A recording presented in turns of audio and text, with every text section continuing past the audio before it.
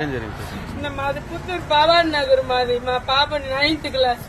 ఆ బడికి తెల్లతో పంపించిన. నా పాప కనీసం చిన్న జగ్గు జలుబు కూడా ఏమీ లేదు. బాగా పంపించిన నేను బడికి.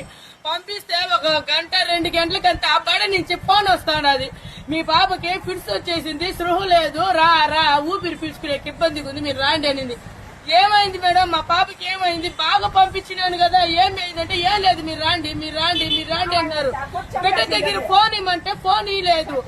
మళ్ళా చూస్తే ఆ బిడ్డకి వేసి పాఠాలు చెప్పేటప్పుడు తిరిగి అడిగి ఉండారు ఇదేందని. ఆ బిడ్డ చెప్పలేదని ఈ దవడ్లు ఇదంతా వేసి కొట్టేసి ఈ గొంతు పట్టి పైకి లేపేసి అంతా కమిలి పూడుతుండే, సృహ లేకుండా ఫిట్స్ లాగా వచ్చి పడిపోయి ఇంకా ఏడ చచ్చిపోతాదో అని భయపడి తర్వాత తీసుకొచ్చి హాస్పిటల్ వేసేసి వచ్చేసినారు.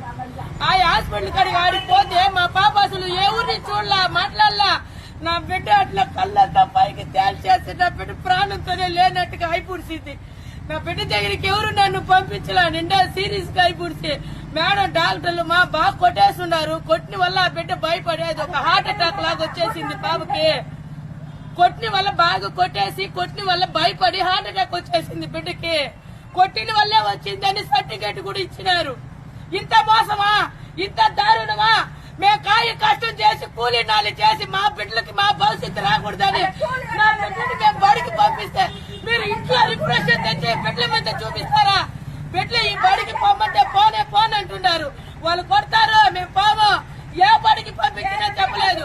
ఈ బడి ఇంతనేమా మీరు పోతాలు చెప్పేదానికి వస్తా ఉన్నారా? పిల్లకాయల పైన మీ ఇంట్లో సమస్యలు చూపించేదానికి వస్తా ఉన్నారా? నా బిడ్డను ఒక గెద్ది చేసినారు. ఆ బిడ్డల బడికి పోవాలంటేనే భయపడుతున్నారు. మీ ఇంట్లో రిప్రెషన్ మా బిడ్డల పైన చూపించేదా? నా బిడ్డని ఇదంతా చదివేసి కమిలిపోయి నా బిడ్డ కనీసం మీ తప్పు లేకపోతే, మీరేం చేయకపోతే, మీ తప్పు లేకపోతే మీరు హాస్పిటల్ కాడ ఉండాలా?